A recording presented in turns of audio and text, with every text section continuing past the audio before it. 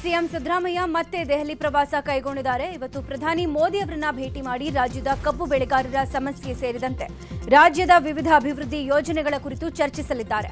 ಇನ್ನು ರಾಜ್ಯದ ಕಬ್ಬಿನ ಎಫ್ಆರ್ಪಿ ಬೆಲೆ ಏರಿಕೆ, ಸಕ್ಕರೆಯ ಎಂಆರ್ಪಿ ಹೆಚ್ಚಳ, ಸಕ್ಕರೆಯ ರಫ್ತು ಹೆಚ್ಚಳ, ರಾಜ್ಯದ ಎಥೆನಾಲ್ ಉತ್ಪಾದನೆಯ ಹಂಚಿಕೆ ಹೆಚ್ಚಿಸಲು ಸಿಎಂ ಮನವಿ ಮಾಡಲಿದ್ದಾರೆ. ಜೊತೆಗೆ ನೀರಾವರಿ ಯೋಜನೆ, ಜಿಎಸ್ಟಿ, ರಾಜ್ಯದ ಪಾಲಿನ ಹಂಚಿಕೆ, ವಿಶೇಷ ಪ್ಯಾಕೇಜ್ ಕುರಿತು ಪ್ರಧಾನಿ ಮೋದಿಗೆ ಸಿಎಂ ಸಿದ್ದರಾಮಯ್ಯ ಜೊತೆ ಚರ್ಚೆ ಮಾಡುವ ಸಾಧ್ಯತೆ ಇದೆ. ಇನ್ನು ಪ್ರಧಾನಿ ಮೋದಿ ಭೇಟಿ ಬಳಿಕ ಎಐಸಿಸಿ ಅಧ್ಯಕ್ಷ ಮಲ್ಲಿಕಾರ್ಜುನ್ ಖರ್ಗೆ ಅವರನ್ನು ಕೂಡ ಸಿಎಂ ಭೇಟಿ ಮಾಡಲಿದ್ದಾರೆ.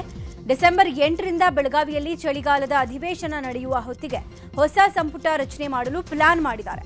ಖರ್ಗೆ ಅವರೊಂದಿಗೆ ಸಮಾಲೋಚನೆ ಮಾಡಿ ಯಾವೆಲ್ಲ ಸಚಿವರನ್ನ ಕೈ ಬಿಡಬೇಕು, ಯಾರನ್ನ ಸೇರಿಸಿಕೊಳ್ಬೇಕು, ಯಾರಿಗೆ ಯಾವ ಖಾತೆ ಅನ್ನೋದರ ಬಗ್ಗೆ ನಿರ್ಧಾರ ಮಾಡಲಾಗುತ್ತೆ. ಕಡೆಗೆ ರಾಹುಲ್ ಗಾಂಧಿ ಒಪ್ಪಿಗೆ ಪಡೆದು ನಿರ್ಧಾರ ಆಗುತ್ತೆ. ಆದರೆ ಬೆಳಗಾವಿ ಅಧಿವೇಶನಕ್ಕೂ ಮುನ್ನ ಮಾಡೋದು ಕಷ್ಟ ಅಂತಾನೆ ಹೇಳಲಾಗ್ತಿದೆ. ಯಾಕಂದ್ರೆ ಇಲಾಖಾವಾರು ಚರ್ಚೆ ವೇಳೆ ಹೊಸ ಸಚಿವರುಗಳು ಇದ್ರೆ ಪ್ರತಿಪಕ್ಷಗಳ ಪ್ರಶ್ನೆಗಳಿಗೆ ಉತ್ತರ ಕೊಡೋದು ಕಷ್ಟ ಆಗುತ್ತೆ ಅನ್ನೋ ಕಾರಣಕ್ಕೆ ಅಧಿವೇಶನದ ಬಳಿಕವೇ ಮಾಡುವ ಸಾಧ್ಯತೆ ಹೆಚ್ಚಿದೆ. ಸಿಎಂ ಸಿದ್ದರಾಮಯ್ಯ ಸಮ್ಮುಖದಲ್ಲಿ ಪವರ್ ಶೇರಿಂಗ್ ಇತ್ಯರ್ಥಕ್ಕೆ ಡಿಸಿಎಂ ಡಿಕೆಶಿ ಕಸರತ್ತು ನಡೆಸ್ತಾ ಇದ್ದಾರೆ. ದೆಹಲಿಯಲ್ಲಿ 2 ದಿನಗಳಿಂದ ಬೀಡು ಬಿಟ್ಟಿರುವ ಡಿಕೆಶಿ ಈಗಾಗಲೇ ಎಐಸಿಸಿ ಅಧ್ಯಕ್ಷ ಮಲ್ಲಿಕಾರ್ಜುನ್ ಖರ್ಗೆ ಅವರನ್ನ ಭೇಟಿಯಾಗಿದ್ದಾರೆ. ಇದೀಗ ರಾಹುಲ್ ಗಾಂಧಿ, ಸೋನಿಯಾ ಗಾಂಧಿ, ಪ್ರಿಯಾಂಕ್ ಗಾಂಧಿ ಭೇಟಿಗೆ ಪ್ರಯತ್ನ ಮಾಡ್ತಾ ಇದ್ದಾರೆ. ಇವತ್ತು ಎಲ್ಲರನ್ನ ಭೇಟಿಯಾಗಿ ಅಧಿಕಾರ ಹಂಚಿಕೆ ಬಗ್ಗೆ ಸ್ಪಷ್ಟತೆ ಪಡೆದುಕೊಂಡೇ ರಾಜ್ಯಕ್ಕೆ ವಾಪಸ್ ಆಗಲು ಕಾರ್ಯತಂತ್ರ ರೂಪಿಸಿದ್ದಾರೆ. ಡಿಕೆ ಶಿವಕುಮಾರ್ ಜೊತೆ ಸಹೋದರ ಡಿಕೆ ಸುರೇಶ್ ಕೂಡ ಇದ್ದಾರೆ. ಇನ್ನು ಸಿಎಂ ಸ್ಥಾನದ ಬಗ್ಗೆ ಒಂದು ಕ್ಲಾರಿಟಿ ಸಮೇತ ರಾಜ್ಯಕ್ಕೆ ಬರೋದಾಗಿ ಡಿಸಿಎಂ ಡಿಕೆಶಿ ಮುಂದಾಗಿದ್ದಾರೆ. ಇನ್ನು ಖರ್ಗೆ ಭೇಟಿ ಮಾಡುವ ಮುನ್ನ ಮಾತನಾಡಿದ ಡಿಸಿಎಂ ಡಿಕೆಶಿ ಕೆಪಿಸಿಸಿ ಅಧ್ಯಕ್ಷ ಸ್ಥಾನಕ್ಕೆ ರಾಜೀನಾಮೆ ನೀಡಿದ್ದಾರೆ ಅನ್ನೋದನ್ನ ತಳ್ಳಿ ಹಾಕಿದ್ದಾರೆ. ನಾನು ಕಾಂಗ್ರೆಸ್ ಪಕ್ಷದ ಶಿಸ್ತಿನ ಸಿಪಾಯಿ, ಕಾಂಗ್ರೆಸ್ ಅನ್ನ ಯಾವತ್ತೂ ಬ್ಲಾಕ್ ಮಾಡೋನಲ್ಲ. ಇನ್ನು ಸಂಪುಟ ಪುನರ್ರಚನೆ ವಿಚಾರಗಳೆಲ್ಲ ಸಿಎಂಗೆ ಬಿಟ್ಟಿದ್ದು, ಅವರೇ ತೀರ್ಮಾನ ಮಾಡ್ತಾರೆ ಅಂದ್ರು. ಹಾಗೆ ರಾಜ್ಯದಲ್ಲಿನ ನಾಯಕತ್ವ ಬದಲಾವಣೆ ವಿಚಾರವಾಗಿ ಚರ್ಚೆಗಳಿಗೂ ಡಿಕೆಶಿ ಬ್ರೇಕ್ ಹಾಕಿದ್ದಾರೆ. ನಾಯಕತ್ವ ಬದಲಾವಣೆಗೆ ವಿಚಾರವಾಗಿ ನನ್ನಲ್ಲಿ, ಸಿದ್ದರಾಮಯ್ಯನವರಲ್ಲಿ ಹೈಕಮಾಂಡ್ನಲ್ಲಿ ಯಾವುದೂ ಎಲ್ಲೂ ಚರ್ಚೆ ಆಗಿಲ್ಲ ಅಂದ್ರು. ರಾಜ್ಯ ಸಚಿವ ಸಂಪುಟ ಪುನರ್ರಚನೆಗೆ ಹೈಕಮಾಂಡ್ ಗ್ರೀನ್ ಸಿಗ್ನಲ್ ಕೊಟ್ಟಿರುವ ಬಗ್ಗೆ ಸಚಿವ ಡಾಕ್ಟರ್ ಎಂಸಿ ಸುಧಾಕರ್ ಪ್ರತಿಕ್ರಿಯಿಸಿದ್ದಾರೆ. ಚಿಕ್ಕಬಳ್ಳಾಪುರದಲ್ಲಿ ಮಾತನಾಡಿದ ಅವರು, ಸಚಿವ ಸಂಪುಟ ಪುನರ್ರಚನೆ ವಿಚಾರ ಹೈಕಮಾಂಡ್ಗೆ ಬಿಟ್ಟಿದ್ದು, ಹೈಕಮಾಂಡ್ ಏನು ತೀರ್ಮಾನ ತೆಗೆದುಕೊಳ್ಳುತ್ತೋ ಅದಕ್ಕೆ ನಾವೆಲ್ಲ ಬದ್ಧರಾಗಿರ್ತೇವೆ ಅಂದರು.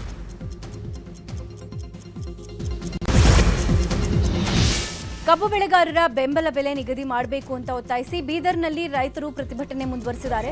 ಕಳೆದ 4 ದಿನಗಳಿಂದ ಅಹೋರಾತ್ರಿ ಧರಣಿ ಮುಂದುವರೆದಿದೆ. ರೈತರ ಪ್ರತಿಭಟನೆಗೆ ಬಿಜೆಪಿ ನಾಯಕರು ಬೆಂಬಲ ನೀಡಿದ್ದಾರೆ. ಪ್ರತಿಭಟನಾ ಸ್ಥಳಕ್ಕೆ ಮಾಜಿ ಕೇಂದ್ರ ಸಚಿವ ಭಗವಂತ್ ಖುಬಾ, ಶಾಸಕ ಶೈಲೇಂದ್ರ ಜಿಲ್ದಾಳೆ ಭೇಟಿಯನ್ನ ನೀಡಿ ಬೆಂಬಲವನ್ನ ಘೋಷಿಸಿದ್ದಾರೆ. ಇನ್ನು ಜಿಲ್ಲೆಯಲ್ಲಿ 2 ಸಚಿವರಿದ್ರೂ ಕೂಡ ರೈತರ ಬಗ್ಗೆ ಕಾಳಜಿ ವಹಿಸ್ತಾ ಇಲ್ಲ.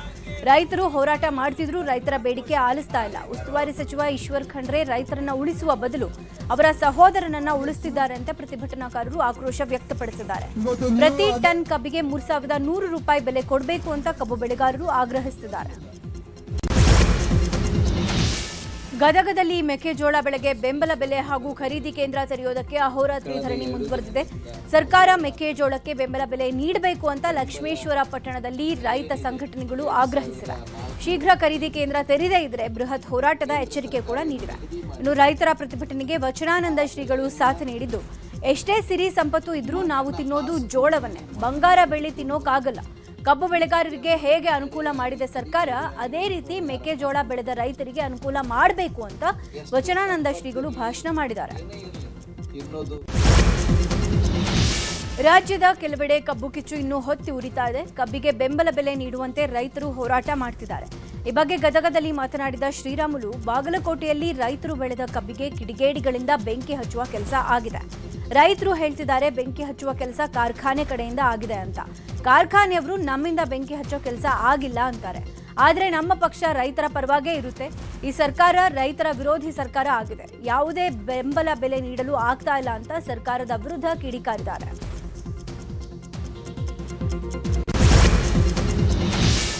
ಸ್ಯಾಂಡಲ್ವುಡ್ ನಟಿಗೆ ಉದ್ಯಮಿಯಿಂದ ಕಿರುಕುಳ ಪ್ರಕರಣಕ್ಕೆ ಸಂಬಂಧಪಟ್ಟಂತೆ ಇವತ್ತು ಉದ್ಯಮಿ ಅರವಿಂದ್ ರೆಡ್ಡಿ ಪೊಲೀಸ್ ಠಾಣೆಗೆ ಹಾಜರಾಗಲಿದ್ದಾರೆ. ಪ್ರಕರಣ ಸಂಬಂಧ ವಿಚಾರಣೆ ನಡೆಸಿ ಹೆಚ್ಚಿನ ಮಾಹಿತಿ ಕಲೆ ಹಾಕಿದ್ದಾರೆ.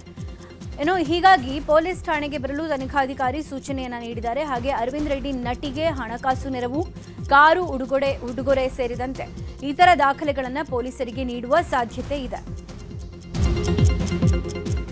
ಒಂದ್ ಕಡೆ ಇವತ್ತು ಅರವಿಂದ್ ರೆಡ್ಡಿ ವಿಚಾರಣೆ ಮಾಡಲು ಪೊಲೀಸರು ಮುಂದಾಗಿದ್ದಾರೆ, ಮತ್ತೊಂದು ಕಡೆ ದೂರುದಾರೆಯನ್ನ ಕರೆಸೋದಕ್ಕೆ ಪೊಲೀಸರು ಮುಂದಾಗಿದ್ದಾರೆ. ವಿಚಾರಣೆಯನ್ನ ನಡೆಸಿ ಹೇಳಿಕೆ ದಾಖಲಿಸಲು ಸಜ್ಜಾಗಿದ್ದಾರೆ. ಹಾಗೆ ಪ್ರಕರಣ ಸಂಬಂಧ ಸಾಕ್ಷ್ಯಗಳು ಲಭ್ಯವಿದ್ದಲ್ಲಿ ಅದನ್ನ ಒದಗಿಸೋಕೆ ಸೂಚನೆ ನೀಡಿದ್ದು ಬಹುತೇಕ ಇವತ್ತು ಪೊಲೀಸ್ ಠಾಣೆಗೆ ಭೇಟಿ ನೀಡುವ ಸಾಧ್ಯತೆ ಇದೆ. ಎರಡೂ ಆಯಾಮದಲ್ಲಿ ತನಿಖೆ ಗೋವಿಂದರಾಜನಗರ ಪೊಲೀಸರು ಮುಂದುವರೆಸಿದ್ದಾರೆ. ಜೈಲಿನಲ್ಲಿ ಖೈದಿಗಳಿಗೆ ರಾಜಾತಿಥ್ಯ ಕೇಸ್ ವಿಚಾರವಾಗಿ ಇವತ್ತಿನಿಂದ ಹೈ ಪವರ್ ಕಮಿಟಿ ತನಿಖೆ ಶುರುವಾಗಲಿದೆ. ಇವತ್ತು ಜೈಲಿಗೆ ಎಡಿಜಿಪಿ ಹಿತೇಂದ್ರ ಕುಮಾರ್ ಮತ್ತು ತಂಡ ಭೇಟಿ ನೀಡಲಿದೆ. ರಾಜಾತಿಥ್ಯ ಕೇಸ್ ಸಂಬಂಧ 1 ತಿಂಗಳೊಳಗೆ ವರದಿ ಸಲ್ಲಿಕೆಗೆ ಸರ್ಕಾರ ಸೂಚನೆಯನ್ನ ಕೊಟ್ಟಿದೆ. ಹೀಗಾಗಿ ಜೈಲಿನ ರಾಜಾತಿಥ್ಯ ಸಂಬಂಧ ಜೈಲಿನ ಆಂತರಿಕ ರಿಪೋರ್ಟ್ ಅನ್ನ ತಂಡ ಪರಿಶೀಲನೆ ಮಾಡುತ್ತೆ. ಜೊತೆಗೆ ಬ್ಯಾರಕ್ ಸಿಬ್ಬಂದಿ, ಖೈದಿಗಳು ಹಾಗೂ ಅಧಿಕಾರಿಗಳನ್ನ ಹೈ ಪವರ್ ಟೀಮ್ ವಿಚಾರಣೆ ಮಾಡುತ್ತೆ. ಜೈಲಿನ ಅಕ್ರಮಗಳ ಬಗ್ಗೆ ಪಿನ್ ಟು ಪಿನ್ ಮಾಹಿತಿ ಕಲೆ ಹಾಕಲಿದ್ದು ಇವತ್ತಿನಿಂದ ರಾಜಾತಿಥ್ಯ ಸಂಬಂಧ ಅಸಲಿ ತನಿಖೆ ಶುರು ಆಗುತ್ತೆ. ಇಂದಿನಿಂದ ಐತಿಹಾಸಿಕ ಬಸವನಗುಡಿ ಕಡಲೆಕಾಯಿ ಪರಿಷೆ ಶುರು ಆಗಲಿದೆ. ಈ ಬಾರಿ 5 ದಿನಗಳ ಕಾಲ ಪರಿಷೆ ನಡೆಯಲಿದ್ದು ಎಲ್ಲಾ ವ್ಯವಸ್ಥೆಗಳು ನಡೆದಿವೆ. ಬಸವನಗುಡಿಯ ದೊಡ್ಡ ಗಣಪತಿ ದೇವಸ್ಥಾನದ ಬೀದಿಗಳಲ್ಲಿ ಜಾತ್ರೆ ಕಳೆಗಟ್ಟಲಿದೆ. ಪರಿಷೆ ನಡೆಯುವ ಎಲ್ಲಾ ಬೀದಿಗಳಲ್ಲಿ ಭದ್ರತೆಗೆ ಆದ್ಯತೆ ನೀಡಲಾಗಿದ್ದು ಸಿಸಿಟಿವಿಗಳ ಅಳವಡಿಕೆ, ಪೊಲೀಸ್ ಮಾರ್ಷಲ್ ಸೇರಿದಂತೆ ಸುಗಮ ವ್ಯವಸ್ಥೆಗೆ ಆದ್ಯತೆ ಕೊಡಲಾಗಿದೆ.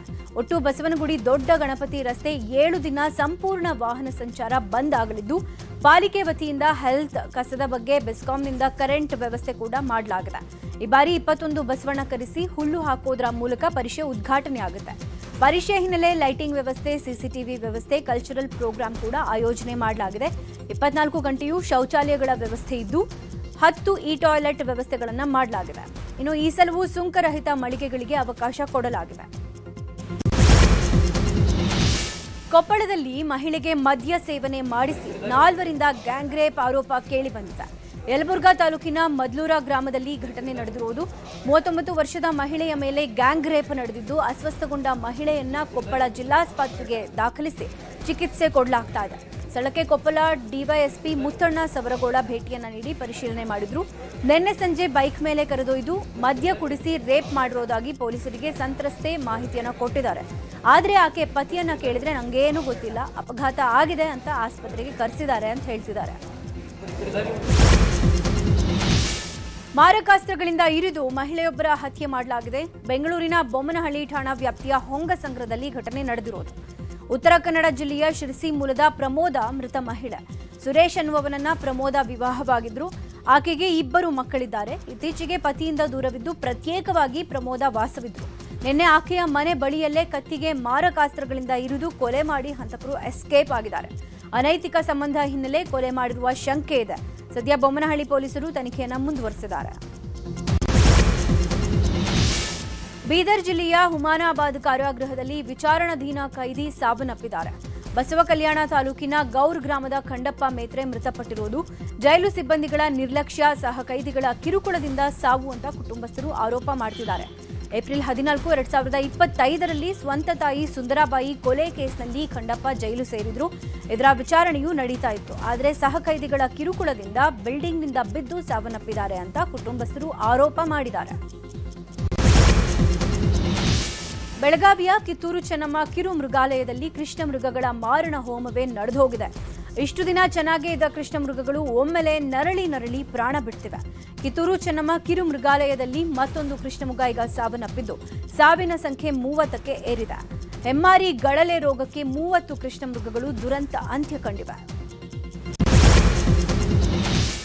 ಮೈಸೂರಿನ ಚಾಮರಾಜೇಂದ್ರ ಮೃಗಾಲಯದ ಪ್ರಾಣಿ ಪಕ್ಷಿಗಳ ಲದ್ದಿ ಹಾಗೂ ತಿಂದುಬಿಟ್ಟ ಸೊಪ್ಪಿಂದ ಎರೆಹುಳ ಗೊಬ್ಬರ ಉತ್ಪಾದನೆ ಮಾಡಲಾಗ್ತದೆ. ಪ್ರತಿದಿನ 2ರಿಂದ 3 ಟನ್ ಲದ್ದಿ ಸಂಗ್ರಹವಾಗ್ತಾ ಇದ್ದು ಇದನ್ನು ಬಳಸಿ ಪ್ರತಿ ತಿಂಗಳು 15 ಟನ್ ಗೊಬ್ಬರ ತಯಾರು ಮಾಡಲಾಗಿದೆ. ಸದ್ಯ ಮಾರುಕಟ್ಟೆಯಲ್ಲಿ ಬೆಲೆಗಿಂತ ಕಡಿಮೆ ದರಕ್ಕೆ ಅಂದರೆ ಕೆಜಿಗೆ 15 ರೂಪಾಯಿಯಂತೆ ಗೊಬ್ಬರವನ್ನು ರೈತರಿಗೆ ಮಾರಾಟ ಮಾಡಲಾಗ್ತಾ ಇದೆ. ಕೇವಲ ಎಂಟ್ರಿ ಫೀ ನೆಚ್ಚಿಕೊಳ್ಳದೆ ಎರೆಹುಳ ಗೊಬ್ಬರ ಉತ್ಪಾದನೆಗೆ ಮೃಗಾಲಯದ ಪ್ರಾಧಿಕಾರ ಮುಂದಾಗಿದ್ದು ಲಕ್ಷ ಆದಾಯ ಬರುವಂತೆ ಕೆಲಸ ಮಾಡ್ತಾ ಇದೆ.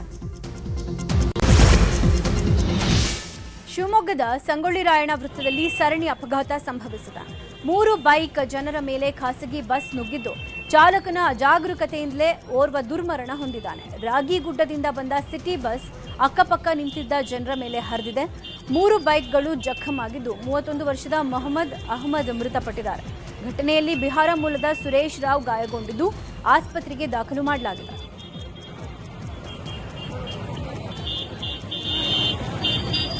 ಪಾದಚಾರಿಗೆ ಡಿಕ್ಕಿ ಹೊಡೆದು ಬೈಕ್ನ ಹಿಂಬದಿ ಸವಾರ ಕೆಳಗೆ ಬಿದ್ದು ಸಾವನ್ನಪ್ಪಿರುವ ಘಟನೆ ಚಾಮರಾಜನಗರ ಜಿಲ್ಲೆ ಹನೂರು ತಾಲೂಕಿನ ಕಾಮಗೆರೆ ಬಳಿ ನಡೆದಿದೆ. ಮೃತ ವ್ಯಕ್ತಿಯನ್ನ ಮಳವಳ್ಳಿ ತಾಲೂಕಿನ ರಾವಂದೂರಿನ ಮನೋಹರ್ ಅಂತ ಗುರುತಿಸಲಾಗಿದೆ. ಪಾದಚಾರಿ ತೀವ್ರ ಗಾಯಗೊಂಡಿದ್ದು ಬೈಕ್ ಸವಾರ ಅಪಾಯದಿಂದ ಪಾರಾಗಿದ್ದಾನೆ. ಮಹದೇಶ್ವರ ಬೆಟ್ಟಕ್ಕೆ ಹೋಗಿ ವಾಪಸ್ ಬರ್ತಾ ಇರುವಾಗ ಈ ಘಟನೆ ನಡೆದಿದೆ. ವಿಜಯಪುರ ಜಿಲ್ಲೆ ಬರಗಾಲ ಪೀಡಿತ ಜಿಲ್ಲೆ ಅನ್ನುವ ಹೆಸರು ಪಡೆದಿತ್ತು. ಆದರೆ ಇತ್ತೀಚಿನ ವರ್ಷಗಳಲ್ಲಿ ಜಿಲ್ಲೆಯಲ್ಲಿ ಆಗಿರುವ ನೀರಾವರಿ ಕೆಲಸಗಳು ಬರಗಾಲವನ್ನ ಅಳಿಸಿ ಹಾಕಿವೆ. ಇದೀಗ ಮತ್ತೊಂದು ಮಹತ್ವದ ಕಾರ್ಯಕ್ಕೆ ಸರ್ಕಾರ ಕೈ ಹಾಕಿದೆ. ಅತಿ ಎತ್ತರದ ಪ್ರದೇಶದಲ್ಲಿ ಜಲ ಸಂಗ್ರಹಕ್ಕೆ ಮುಂದಾಗಿದೆ. ವಿಜಯಪುರ ಜಿಲ್ಲೆಯ ಅತಿ ಎತ್ತರದ ಪ್ರದೇಶವಾಗಿರುವ ತಿಕೋಟ ತಾಲೂಕಿನಲ್ಲಿ ನೈಸರ್ಗಿಕವಾದ ಜಲ ಸಂಗ್ರಹಗಾರವನ್ನ ನಿರ್ಮಾಣ ಮಾಡುವುದಕ್ಕೆ ಚಿಂತನೆ ನಡೆಸಲಾಗಿದೆ. ಬಾಬಾನಗರ ಗ್ರಾಮದ ಬಳಿ 500 ಎಕರೆ ಪ್ರದೇಶದ ಸರ್ಕಾರಿ ಜಮೀನಿನಲ್ಲಿ ಜಲ ಸಂಗ್ರಹ ಮಾಡುವುದಕ್ಕೆ ನಿರ್ಧಾರ ಮಾಡಲಾಗಿದೆ. ಬೇಸಿಗೆ ಕಾಲದಲ್ಲಿ ನೀರಿನ ಸಮಸ್ಯೆ ಆಗಬಾರದು ಅನ್ನುವ ಕಾರಣಕ್ಕೆ ಜಲ ಸಂಗ್ರಹ ಮಾಡುವುದಕ್ಕೆ ನಿರ್ಧಾರ ಮಾಡಲಾಗಿದೆ. ಅಧಿಕಾರಿಗಳ ನಿರ್ಲಕ್ಷ್ಯದಿಂದ ಸಂವಿಧಾನದ ಓದು ಪುಸ್ತಕಗಳು ಧೂಳಿಡಿದಿವೆ. ಇನ್ನು 2023ರಲ್ಲಿ ಸಶಕ್ತೀಕರಣ ಹೆಸರಿನಲ್ಲಿ ಸಂವಿಧಾನ ಓದು ಕಾರ್ಯಕ್ರಮ ಮಾಡಲಾಗಿತ್ತು. ಆಗ ಕಾರ್ಯಕ್ರಮದಡಿ 5 ಲಕ್ಷ ಖರ್ಚು ಮಾಡಿ 20,000 ಪುಸ್ತಕಗಳನ್ನು ಗದಗ ಬೆಟಗೇರಿ ನಗರಸಭೆ ತರಿಸಿಕೊಂಡಿತ್ತು. ಪುಸ್ತಕ ಬಂದು 2 ವರ್ಷ ಕಳೆದರೂ ಕೂಡ ಇಲ್ಲಿವರೆಗೆ ನಗರಸಭೆ ಪಾರ್ಸಲ್ ತಗೊಂಡಿಲ್ಲ. ಪಾರ್ಸಲ್ ಕಂಪನಿಯವರು ಅನೇಕ ಬಾರಿ ಮನವಿ ಮಾಡಿದ್ರೂ ಕೂಡ ನಗರಸಭೆ ಸ್ಪಂದಿಸ್ತಾ ಇಲ್ಲ. ಮಳೆಗಾಳಿಯಿಂದಾಗಿ ಪುಸ್ತಕಗಳು ಇಟ್ಟಲ್ಲೇ ಇಟ್ಟು ಹಾಳಾಗ್ತಾ ಇವೆ. ಹೀಗಾಗಿ ಗದಗ ಬೆಟಗೇರಿ ನಗರಸಭೆ ವಿರುದ್ಧ ದಲಿತ ಮುಖಂಡರು ಆಕ್ರೋಶ ಹೊರಹಾಕಿದ್ದಾರೆ. ಉತ್ತರ ಕನ್ನಡ ಜಿಲ್ಲೆಯಲ್ಲಿ ಅರಣ್ಯ ಇಲಾಖೆಯಿಂದ ಅರಣ್ಯವಾಸಿಗಳ ಜಾಗ ತೆರವು ಮಾಡುವುದಕ್ಕೆ ನೋಟಿಸ್ ಜಾರಿ ಆಗ್ತಾ ಇದೆ. ನೋಟಿಸ್ ನೀಡಬಾರದು ಅನ್ನುವ ನ್ಯಾಯಾಲಯದ ಆದೇಶ ಇದ್ರೂ ಕೂಡ ಅರಣ್ಯ ಇಲಾಖೆಯಿಂದ ನೋಟಿಸ್ ಬರ್ತಾನೆ ಇದೆ. ಜೊತೆಗೆ ಮನೆ ಮಠ ಕೂಡ ತೆರವು ಮಾಡುವುದಕ್ಕೆ ನೋಟಿಸ್ ಜಾರಿ ಆಗ್ತಿದೆ. ಈ ಹಿನ್ನೆಲೆ ರೊಚ್ಚಿಗೆದ್ದ ಅರಣ್ಯವಾಸಿಗಳು ಉತ್ತರ ಕನ್ನಡ ಜಿಲ್ಲೆಯ ಶಿರಸಿಯಲ್ಲಿ ಬೃಹತ್ ಹೋರಾಟ ನಡೆಸಿದ್ದಾರೆ. ಸುಮಾರು 5 ಗಂಟೆಗಳ ಕಾಲ ನಡೆದ ಹೋರಾಟದಲ್ಲಿ ಸಿಸಿಎಫ್ ಅಧಿಕಾರಿ ಸ್ಥಳಕ್ಕೆ ಆಗಮಿಸಬೇಕು ಅಂತ ಪಟ್ಟು ಹಿಡಿದು ಇನ್ನುಳಿದ ಹಿರಿಯ ಅಧಿಕಾರಿಗಳು ಸ್ಥಳಕ್ಕೆ ಆಗಮಿಸಿ ಅರಣ್ಯವಾಸಿಗಳ ಮನವೊಲಿಸೋಕೆ ಪ್ರಯತ್ನಿಸಿದ್ರೂ ಕೂಡ ಜಗ್ಗದ ಅರಣ್ಯವಾಸಿಗಳು ಹೋರಾಟಗಾರರು ಸಿಸಿಎಫ್ ಅಧಿಕಾರಿ ಸ್ಥಳಕ್ಕೆ ಬಂದು ಮನವಿ ಸ್ವೀಕರಿಸಬೇಕು ಅಂತ ಪಟ್ಟು ಹಿಡಿದಿದ್ದಾರೆ. ಇಲ್ಲದೇ ಇದ್ರೆ ಸಿಸಿಎಫ್ ಕಚೇರಿಗೆ ಮುತ್ತಿಗೆ ಹಾಕುವ ಎಚ್ಚರಿಕೆಯನ್ನು ಕೂಡ ಕೊಟ್ಟಿದ್ದಾರೆ.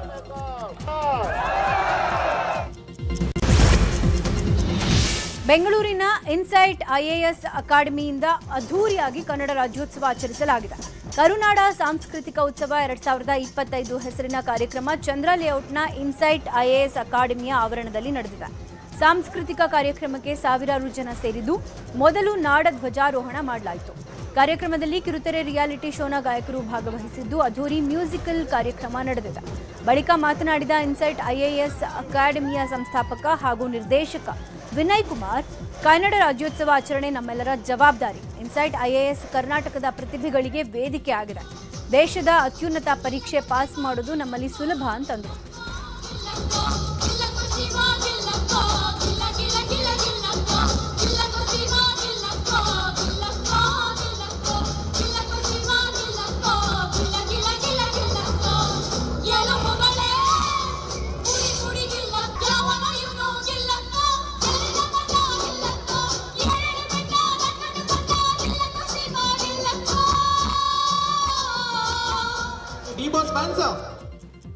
ನಾನು JB Vinay Kumar, insights IAS founder, ಸಂಸ್ಥಾಪಕ ನಿರ್ದೇಶಕ.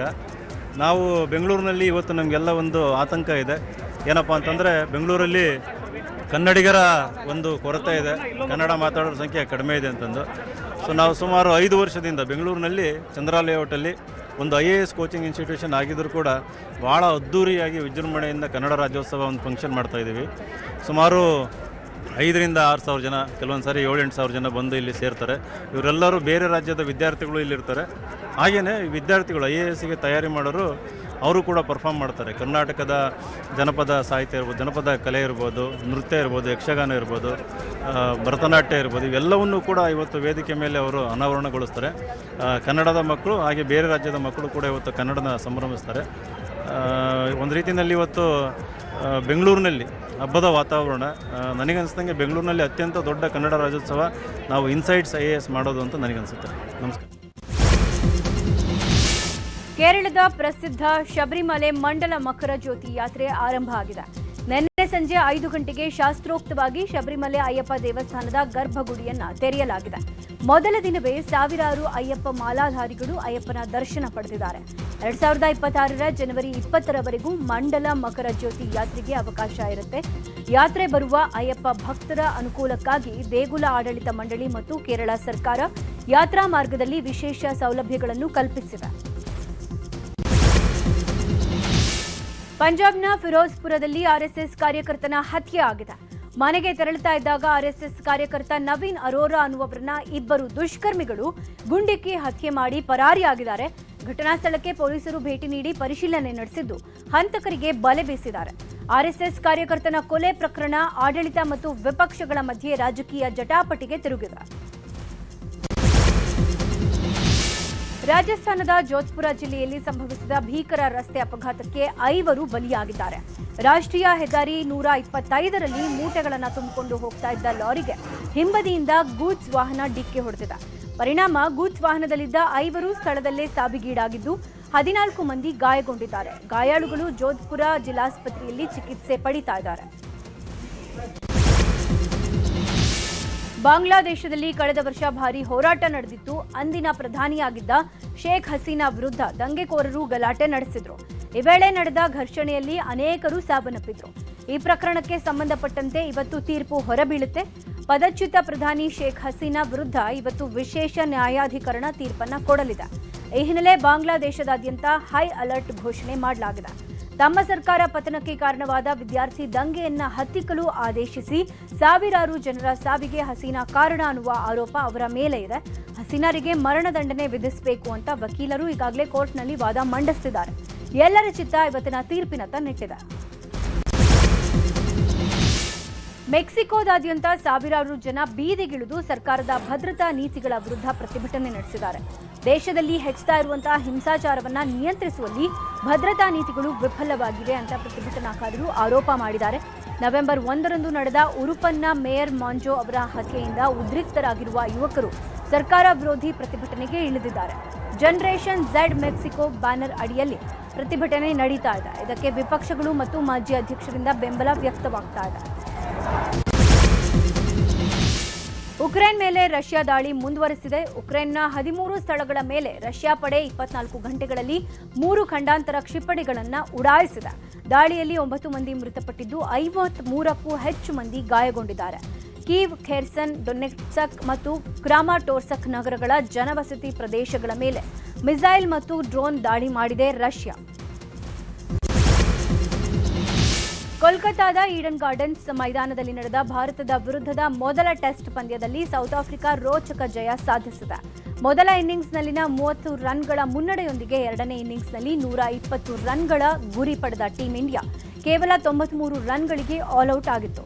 ಸೌತ್ ಆಫ್ರಿಕಾ ತಂಡ 30 ರನ್ಗಳ ರೋಚಕ ಜಯವನ್ನ ಸಾಧಿಸಿದೆ. ಈ ಗೆಲುವಿನೊಂದಿಗೆ ಆಫ್ರಿಕಾ ಪಡೆ 2 ಪಂದ್ಯಗಳ ಟೆಸ್ಟ್ ಸರಣಿಯಲ್ಲಿ 1-0 ಅಂತರದಿಂದ ಮುನ್ನಡೆ ಸಾಧಿಸಿದೆ. ರಶ್ಮಿಕಾ ಜೊತೆಗಿನ ಗರ್ಲ್ ಫ್ರೆಂಡ್ ಮೂವಿ ಹಿಟ್ ಆದ ಬೆನ್ನಲ್ಲೇ ದೀಕ್ಷಿತ್ ಶೆಟ್ಟಿ